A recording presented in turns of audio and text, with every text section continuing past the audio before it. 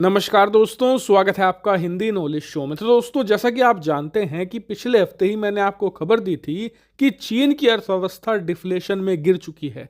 इतना ही नहीं, अब से 3 दिन पहले अमेरिकी राष्ट्रपति जो बाइडेन ने भी बयान दिया था कि पूरी दुनिया सावधान हो जाए, क्योंकि चीन की अर्थव्यवस्था एक टाइम बॉम्ब में बदल चुकी है और ये कभी भी फट सकती है। और जिस दिन ये अर्थव्यवस्था टाइम बॉम्ब की तरह फटेगी ना, उस दिन कई सारे देशों को अपने साथ लेकर डूबेगी, क्योंकि दुनिया भर की अर्थव्यवस्थाएं आपस में इंटरकनेक्टेड हैं। ऐसे में जब एक देश पर निगेटिव प्रभाव पड़ता है तो उसका खामियाजा दुनिया भर के तमाम देश झेलते हैं, और ये खामियाजा दुनिया भर के देशों ने झेलना शुरू कर दिया है। जैसे ही पिछले हफ्ते खबर आई कि चीन की अर्थव्यवस्था डिफ्लेशन में जा चुकी है, पूरी दुनिया की फाइनेंशियल वर्ल्ड में कोहराम मच चुका है। दुनिया भर के देशों के शेयर मार्केट गिर रहे हैं। इतना ही नहीं, दुनिया भर के देशों के जो फॉरेक्स रिजर्व हैं, यानी कि विदेशी मुद्रा भंडार हैं, वो भी तेजी से गिरना शुरू हो चुके हैं। जापान, रूस जैसे देशों के जो विदेशी मुद्रा भंडार है वो 7 से लेकर 10 बिलियन डॉलर तक गिर चुके हैं। और देखिए, चीन की अर्थव्यवस्था को लेकर दुनिया भर में डर इस हद तक पैदा है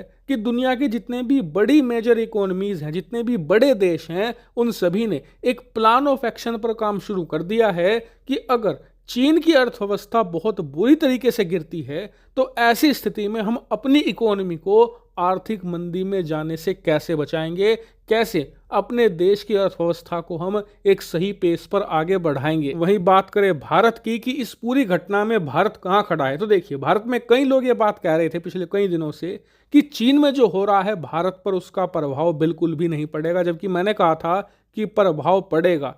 कम होगा, ज्यादा होगा, ये भारत सरकार की तैयारियों पर निर्भर करेगा, लेकिन प्रभाव पड़ना शुरू हो भी चुका है। दरअसल आप अपने स्क्रीन पर देखिए, भारत का विदेशी मुद्रा भंडार जो अब से 15 दिन पहले तक 610 बिलियन डॉलर के पास पहुंच चुका था, वो घटते घटते 15 दिनों के अंदर ही 601 बिलियन डॉलर पर आ चुका है। क्यों? क्योंकि रिजर्व बैंक ऑफ इंडिया को खजाना खर्च करना पड़ रहा है। हम अपने विदेशी मुद्रा भंडार से डॉलर निकालकर मार्केट में रिलीज कर रहे हैं ताकि भारतीय रुपया हद से ज्यादा कमजोर ना हो जाए अमेरिकी डॉलर के मुकाबले, क्योंकि अमेरिकी डॉलर इस समय दोबारा फिर से बिल्डअप शुरू कर चुका है मजबूत होने का। इसका कारण ये है कि दुनिया भर के जो निवेशक हैं वो चीनी अर्थव्यवस्था को लेकर बहुत डरे हुए हैं। इसीलिए दुनिया भर के तमाम निवेशक अपना पैसा अमेरिकी डॉलर में सेव करके रख रहे हैं, क्योंकि उन्हें पता है कि ये दुनिया की सबसे स्टेबल करेंसी है। दुनिया में चाहे कुछ भी हो जाए, अमेरिकी डॉलर मजबूत रहेगा ही रहेगा, और उनकी जीवन भर की जो पूंजी है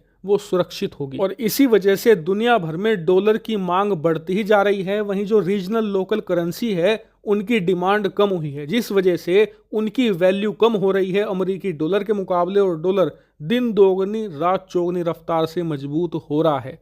और इसी चीज़ को कंट्रोल करने के लिए आरबीआई को जो डॉलर है वो मार्केट में रिलीज करके संतुलन बनाए रखना पड़ रहा है। लेकिन भारत सरकार को इसके लिए एक बड़ा प्लान ऑफ एक्शन तैयार करना होगा, क्योंकि अभी जो हुआ है ये तो शुरुआत है।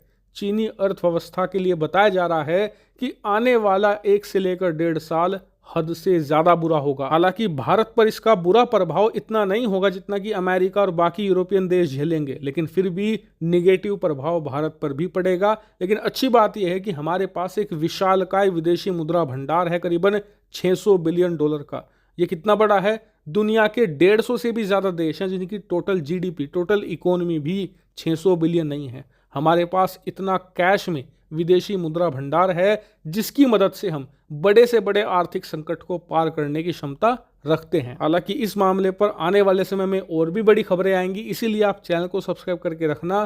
Thank you very much for watching video.